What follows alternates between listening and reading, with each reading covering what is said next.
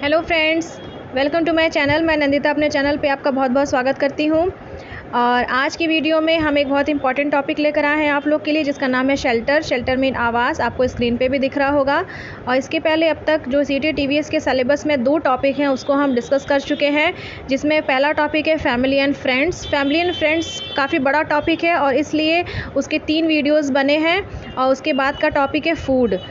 अगर आप लोगों ने वो वीडियोज़ नहीं देखे हैं अब तक, तो प्लीज़ उसके लिए सीटी टीवीएस के नाम से मेरे चैनल की प्लेलिस्ट में जाइए, वहाँ पे आपको वो सारे टॉपिक्स मिल जाएंगे। तो आज हम अपने वीडियो में टॉपिक डिस्कस करते हैं शेल्टर। शेल्टर मीन्स आवास। ये काफ़ी इंपॉर्टेंट टॉपिक है सीटी टीवीएस में और इससे काफ़ी सीटेट में क्वेश्चंस आ चुके हैं। तो चलिए स्टार्ट करते हैं बिना कुछ देर किए। जैसा कि आप स्क्रीन पे देख रहे हैं, पहला टॉपिक पे डिस्कस करते हैं। यहाँ पे असम की बात हो रही है। असम के बारे में देखिए पॉइंट वाइज मैंने लिखा हुआ है ताकि बहुत बोरिंग ना हो। मैं ऐसे ही मैं नोट्स भी बनाती हूँ अपने, जो भी नोट्स बनाती हूँ मैं अपने बनाती हूँ खुद से। तो इसी तरह से मैं अपने नोट्स बनाती हूँ और मैंने सोचा कि क्या करूँ, ऐसे ही डाल देते हैं चैनल पे। फिर मुझे लगा कि थोड़ा हाईलाइट कर देते हैं, जो इंपॉर्टेंट पॉइंट्स हैं, जो एकदम याद रखने योग्य बातें हैं, उनको मैं हाईलाइट कर देती हूँ। तो मेरे जो व्यूवर्स हैं उनको काफ़ी हेल्प हो जाएगी और वीडियो देखने में भी थोड़ा बोरिंग कम लगेगा। तो इसलिए मैंने इसको हाईलाइट कर दिया। आई होप मतलब ये आपको ठीक लग रहा हो। इसलिए चलिए स्टार्ट करते हैं। पहला टॉपिक असम। यहाँ असम की बात की गई है। देखो शेल्टर वाला जो है आवाज़, इसमें ना इंडिया में जो एनसीईआरटी की 3, 4, 5 की बुक है, उसमें क्या है कि इंडिया में जो कई जगह हैं वहाँ पे कई जगह बारिश होती है, कई जगह आपका मतलब स्नो है। तो इस तरह के यहाँ पे जगहों पे किस तरह से लोग रहते हैं, बच्चे किस साधनों का यूज़ करके स्कूल जाते हैं, इन सब छोटी छोटी चीज़ों के बारे में एनसीईआरटीज़ में दिया हुआ है। तो उसको यहाँ पे मैंने पॉइंट करके रखा हुआ है, जिससे आपको मतलब एक जगह आपको कंपाइल फॉर्म में आपको नोट्स मिल जाएगा। तो यहाँ पे हम असम की बात करते हैं, ठीक है। असम एक हमारा नॉर्दर्न ईस्टर्न स्टेट है इंडिया का। और असम की बात करते हैं। यहाँ पे बारिश बहुत ज़्यादा होती है। घर ज़मीन से 10-12 फुट ऊंचाई पर। तो आप देखिए 10-12 फुट तो याद करिए, उसके साथ में 3 से 3.5 जो मीटर है, इसको भी आप एक बार देख लीजिए। 10-12 फुट ज़मीन से ऊंचाई पर बनाए जाते हैं। इन घरों को मजबूत बांस के खंभे किसका यूज़ करते हैं? बांस का यूज़ करते हैं, ठीक है। पत्थरों का यूज़ नहीं करते, बांस का यूज़ करते हैं, याद रखिएगा, क्योंकि अभी आगे पत्थर का यूज़ करने वाले आ रहे हैं चीज़ें, ठीक है, जहाँ पे वो पत्थर का यूज़ करके घर बनाते हैं जानवरों के रहने के लिए। घर भी अंदर से लकड़ी के बनाए जाते हैं, ठीक है। तो असम में ये चीज़ आप याद रखिए कि बारिश बहुत ज़्यादा होती है। घर ज़मीन से 10-12 फुट ऊंचाई पे बनाए जाते हैं और बांस के खंभे होते हैं। भाई 10-12 फुट ऊंचाई के लिए क्या यूज़ करेंगे, ठीक है। अब सीमेंट का यूज़ नहीं करते, ईंट का यूज़ नहीं करते, वो बांस के खंभों का यूज़ करते हैं। घर के अंदर भी वो लकड़ी से घर बनाए। देखिए मैंने यहाँ पर लिखा हुआ है सीटेट 2016 में आई है, काफ़ी पहले की मतलब नोट्स पहले का है, तो इसलिए मैंने 2019 में क्लियर किया था, तो इसलिए अभी इसमें मतलब डेटा वही है। लेकिन ये जो पॉइंट है किस तरह से फ्रेम किया है, यही सब पॉइंट से क्वेश्चन घुमा फिरा के सीटेट में आपका पूछता है, ठीक है। यहाँ पे मैंने सिर्फ एक लिखा, ऐसा नहीं है कि ये क्वेश्चन सिर्फ सीटेट 2016 में ही आया है, कई बार रिपीट हुए इन टॉपिक से क्वेश्चंस, ठीक है। मैंने जस्ट एक एग्जाम्पल लिख दिया है कि इसमें आया हुआ है। तो यहाँ पे हमने असम की बात कर ली। हम मनाली की बात करते हैं। मनाली हिमाचल प्रदेश में है और यहाँ पे बहुत ज़्यादा बारिश होती है और बर्फ़ भी गिरती है, ठीक है। ठंडा जगह है। यह एक पहाड़ी क्षेत्र है। घर में ढालू छतें। अब यहाँ ढालू छतें बहुत इंपॉर्टेंट है, ठीक है, कि यहाँ पे ढालू छतें हैं और यहाँ पर मकान पत्थर लकड़ी दोनों का यूज़ करके बनाते हैं, पत्थर और लकड़ी दोनों का यूज़ करके, ठीक है। नेक्स्ट पे चलते हैं राजस्थान। राजस्थान में बहुत गर्मी होती है, एक वो डेजर्ट एरिया है, गर्मी बहुत ज़्यादा होती है और बारिश बहुत कम होती है, ठीक है। तो राजस्थान में क्या करते हैं, घर को ठंडा, भाई गर्मी बहुत ज़्यादा होती है तो हमें क्या चाहिए, घर में ठंडक चाहिए। तो उसके लिए क्या करते हैं, घर मिट्टी से बनाए जाते हैं। घरों की दीवारें बहुत मोटी पाई जाती हैं और दीवारों को मिट्टी से लीपा पोता जाता है, ठीक है, क्योंकि मिट्टी में ठंडक होती है। घरों की जो छतें होती हैं वो कटीली झाड़ियों से बनाई जाती हैं, ठीक है। कटीली झाड़ियाँ ही वहाँ अवेलेबल हैं। भाई वहाँ लकड़ी के पेड़ तो हैं नहीं, कटीली झाड़ियों वाले जो राजस्थान में पेड़ पाए जाते हैं, क्योंकि वहाँ पे बारिश बहुत कम होती है। जो भी वहाँ अवेलेबिलिटी होती है उससे क्या करते हैं, वो अपनी छतें बनाते हैं। तो ये एक चीज़ आप याद रखिएगा। नेक्स्ट पे हम डल झील की बात करते हैं। डल झील क्या है, हमारे श्रीनगर में है। और श्रीनगर में जो डल झील है, वो डल झील में क्या है, हाउस बोट और शिकारे मिलते हैं और इसके चारों तरफ नीले नीले पहाड़ पाए जाते हैं, ठीक है। अब श्रीनगर की बात कर लेते हैं। श्रीनगर में भी रहने के लिए हाउस बोट बने होते हैं देखिए अगर हाउस बोट और शिकारे दोनों की बात करता है तो आप डल झील ऑप्शन को सही मार्क करेंगे। ठीक है, श्रीनगर की बात करते हैं तो श्रीनगर में रहने के लिए हाउस बोट बने होते हैं। हाउस बोट की ऊंचाई 80 फुट तक होती है और बीच में इनकी चौड़ाई 8 से 9 फुट पाई जाती है। अब देखिए ऊंचाई याद रखना बहुत ज़रूरी है। अंदर की छतों पर लकड़ी की नक्काशी पाई जाती है। सबसे बेहतरीन डिज़ाइन ख़त्म बंद है जो जिक्सा पजल जैसा दिखाई देता है। अगर क्वेश्चन इस तरह से पूछता है कि कहाँ के हाउस बोट, देखिए हाउस बोट डल झील में भी आपको मिलेंगे। ठीक है, तो यहाँ पे देखिए डल झील, स्पेसिफिक डल झील की बात पूछता है तो वहाँ पे हाउस बोट और शिकारी लिखते हैं।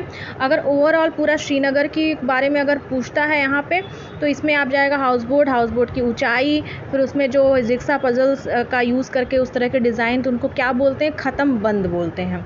ठीक है, उसके बाद श्रीनगर से ही रिलेटेड और भी आगे चीज़ें हैं।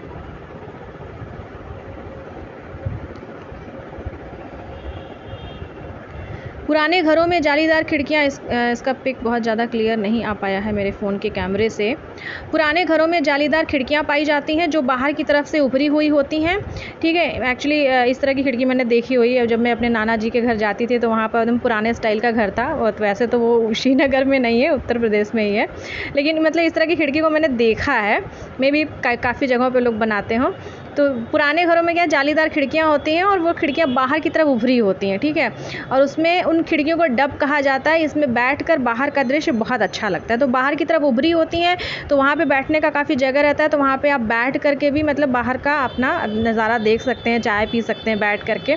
इन खिड़कियों को क्या कहते हैं, डब कहते हैं। ठीक है, तो ये डब वर्ड आपको याद करना ज़रूरी है। अब श्रीनगर की ही बात हो रही है। यहाँ लकड़ी के डोंगे भी होते हैं जो बोट की तरह होते हैं और पानी पर तैरते हैं। ठीक है, हाउस बोट भी लकड़ी के ही होते हैं, बट ये लकड़ी के डोंगे कुछ अलग तरह के होते हैं और ये बोट की तरह होते हैं, पानी पर तैरते हैं। इन डोंगों का इस्तेमाल भी लोग घर की तरह रहने के लिए करते हैं। यहाँ की डल झील और झेलम नदी में बहुत सारे लोग डोंगों में रहते हैं। डोंगों में अलग अलग कमरे भी पाए जाते हैं। ठीक है, जो डोंगा बड़ा हो गया उसमें अलग अलग कमरे हो गए, पर मुझे लगता है कि ये हाउस बोट काफ़ी बड़ा होता होगा, डोंगे थोड़े छोटे होते होंगे। कश्मीर,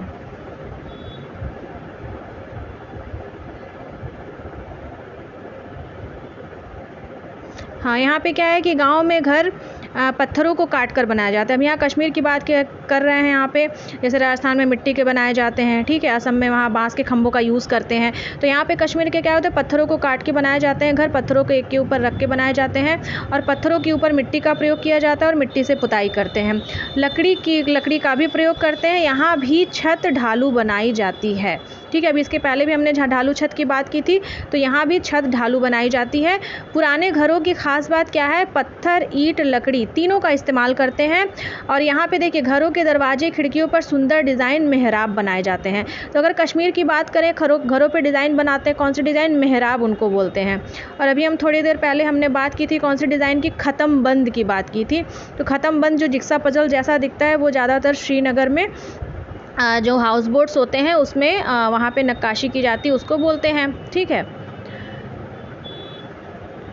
और अगर मेहराब की बात की जाती है तो घरों के दरवाज़ों, खिड़कियों, इस तरह के जो घर बनाए जाते हैं पत्थर, ईंट, लकड़ी का यूज़ करके, वहाँ की जो डिज़ाइंस होती हैं उनको आप मेहराब कहते हैं। अब यहाँ लेह और लद्दाख की बात हो रही है। लेह और लद्दाख में किस तरह के घर बनाए जाते हैं। यहाँ पे घर 2 मंजिल के बने होते हैं। देखिए ये बहुत इंपॉर्टेंट है, इसमें क्वेश्चन आ चुका है। सीटेट का मैंने एग्ज़ाम दिया था 2019 वाला, उसमें भी ये क्वेश्चन आया हुआ था, मेरा सही था क्वेश्चन। घर 2 मंजिल के बने होते हैं। पत्थर काटकर एक के ऊपर रखकर घर बनाए जाते हैं। मिट्टी चूने की पुताई होती है। सीढ़ियाँ भी यहाँ लकड़ी की बनी होती हैं। और सबसे इंपॉर्टेंट क्वेश्चन पूछा गया था, उसमें क्वेश्चन ऐसे पूछा गया था कि ऊपर की मंजिल पे कौन रहते हैं, नीचे की मंजिल पे कौन रहते हैं। ठीक है, ऊपर की मंजिल पे घर के सदस्य रहते हैं और नीचे की मंजिल पे जानवरों पे रखा जाता है। सर्दियाँ जब बहुत ज़्यादा होती हैं तो ऊपर की मंजिल पे ठंडक बहुत बढ़ जाती है, तो क्या करते हैं कि घर के सदस्य भी नीचे आ जाते हैं और जानवर जहाँ रहते हैं वहीं पर जगह बना के वो रहते हैं। नीचे की मंजिल पर कोई खिड़की नहीं होती है। ठीक है, जब ठंड हो जाती है तो भाई नीचे की छत पे खिड़की नहीं है तो वहाँ पे गर्माहट ज़्यादा होगी नीचे। और यहाँ समतल छतें होती है। देखिए ये एक चीज़ बहुत याद करने की ज़रूरत है। लेह और लद्दाख में जो घर बनाए जाते हैं वहाँ समतल छतें होती हैं, वहाँ ढालू छतें नहीं होती हैं। ठीक है, बहुत ठंड के कारण दीवारें मोटी मोटी और फर्श छत लकड़ी के बनाए जाते हैं। दीवारें मोटी बनाई जाती हैं और फर्श छत क्योंकि बहुत ठंडक वहाँ पड़ती है। फिर नेक्स्ट में देखिए इस्किमो की बात कर रहे हैं। इस्किमो उनको कहते हैं जो ठंडी जगहों पे रहते हैं, जहाँ बर्फ़ बहुत ज़्यादा रहती है। तो वो जो इस्किमोज़ होते हैं वो कहाँ रहेंगे, वो रहने के लिए इग्लू का निर्माण करते हैं। इग्लू किससे, बर्फ़ से बनी होती है। बर्फ़ मोटी दीवारें होती हैं, उसके बीच में जगह छोड़ते हैं। बर्फ़ की दीवारों के बीच जो मौजूद हवा होती है, बर्फ़ की 2 दीवारें बनाते हैं, बीच में जगह होती है, जो उसके बीच में हवा होती है वो अंदर की गर्मी को बाहर नहीं जाने जाती, इसलिए इग्लू अंदर से गर्म रहता है, बाहर से तो ऑब्वियसली ठंडा ही रहेगा। अब यहाँ पे एक जगह की बात कर रहे हैं, ये अब आज ख़त्म होने वाला है। ये चांगथांग एक जगह है, यह 5000 ऊंचाई पर बना पथरीला मैदानी इलाका है। यहाँ लोग टेंट में रहते हैं, जिसे रेबो कहते हैं। ठीक है, टेंट का नाम रेबो है। टेंट बनाने के लिए याक के बालों से बुनकर, काफ़ी ऊंचाई पे जो याक एक जानवर है वो काफ़ी ऊंचाई पर पाया जाता है। टेंट बनाने के लिए याक के बालों से बुनकर पट्टियाँ तैयार की जाती हैं, बहुत मजबूत और गर्म होती हैं। रेबो एक कमरे जितना बड़ा होता है। इसे 2 लकड़ियों के डंडे के सहारे खड़ा करते हैं, बीच में एक छेद चूल्हे का धुआं जाने के लिए। मतलब एक तरह से आप जैसे टेंट का आप एक देख लीजिए कि टेंट है, टेंट बीच में से ऐसे एकदम तिकोना जैसा होता है और टेंट के बीच में एक छोटा सा छेद कर दिया कि अगर हम टेंट के अंदर कुछ खाना वगैरह बना रहे हैं तो उसका धुआं उस छेद से बाहर चला जाए, इस तरह से। ठीक है, लकड़ियों के डंडे का सहारा करके एक टेंट जैसा वो बनाते हैं, जिसको रेबो कहते हैं। नाम इंपॉर्टेंट है, रेबो। फिर वहाँ पे क्या करते हैं कि जानवरों के घर को लेखा कहते हैं, जो रेबो के पास, भाई जहाँ हम लोग रहते हैं, जहाँ पे ह्यूमन बींग रहते हैं वो रेबो है। उसी टेंट के बगल में अलग सा घर बनाएंगे जिसको लेखा बोलते हैं, और उसमें वो अपने जानवरों को रखते हैं। लेखा की दीवारें पत्थरों तथा चट्टानों को एक दूसरे पर रख कर बनाई जाती हैं। ठीक है, तो आज के सेशन में बस इतना ही रखते हैं। देखिए वाटर है, वाटर के बारे में हम नेक्स्ट वीडियो में डिस्कस करेंगे, क्योंकि अदरवाइज़ वीडियो बहुत लंबी हो जाएगी। ठीक है, तो आपको ये सेशन मेरा कैसा लगा, आपको प्लीज़ कमेंट बॉक्स में लिख के ज़रूर बताएं। और जिन लोगों ने अब तक बाकी वीडियोस को नहीं देखा है, प्लीज़ मेरे सीटेड EVS नाम के प्लेलिस्ट में जाकर ज़रूर देखें। और एक और चीज़ मैं आप लोगों से बताना चाहती हूँ कि अगर आप लोग सीटेड का फॉर्म भर रहे हैं, भर चुके हैं, तो प्लीज़ जल्दी से जल्दी फॉर्म भर दीजिए, क्योंकि लास्ट मिनट में कोई लेट ना हो जाए फॉर्म भरने में। और अगर सीटेड से रिलेटेड EVS के अलावा और कोई गाइडेंस चाहिए, जैसे आपको बाल विकास तैयार करना है, आपको और कोई चीज़ तैयार करनी है, उसकी गाइडेंस के लिए प्लीज़ मेरा जो how to score 110+ in CTET and how to score 110 in UPTET, 2 तरह की मैंने वीडियोस बनाई हैं। दोनों ही वीडियोस सीटेड और यूपीटेड को ध्यान में रखते हुए मैंने बनाई है, और एकदम क्रिस्प बनाई है, क्योंकि देखिए मैं I am a self learn person, और मैंने सेल्फ स्टडी की है, और जिन जिन बुक्स से मैंने स्टडी की उन बुक्स के बारे में मैंने बताया है। तो उस वीडियो को प्लीज़ एक बार मेरी रिक्वेस्ट है कि ज़रूर देखें, क्योंकि डेफिनेटली वो 12-15 मिनट की वीडियो है, उससे आपका कोई टाइम भी वेस्ट नहीं होगा और एक आपको अच्छी गाइडेंस मिल सकती है। ठीक है, मैंने कोई कोचिंग नहीं की है, सेल्फ स्टडी की है, और अपनी ही चीज़ें आप लोगों के साथ प्योर फॉर्म में आप लोगों के साथ शेयर की है। तो उस वीडियो को मेरी रिक्वेस्ट है कि एक बार ज़रूर देखें, और अच्छा लगता है तो ज़रूर अपने फ्रेंड्स, अपने ग्रुप में मेरे वीडियोज़ को शेयर करें, जिससे ज़्यादा से ज़्यादा स्टूडेंट्स को बेनिफिट हो सके। तो थैंक यू फॉर वॉचिंग। आज के लिए बस इतना ही रखते हैं, मिलते हैं फिर अगले वीडियो में एक नए टॉपिक के साथ।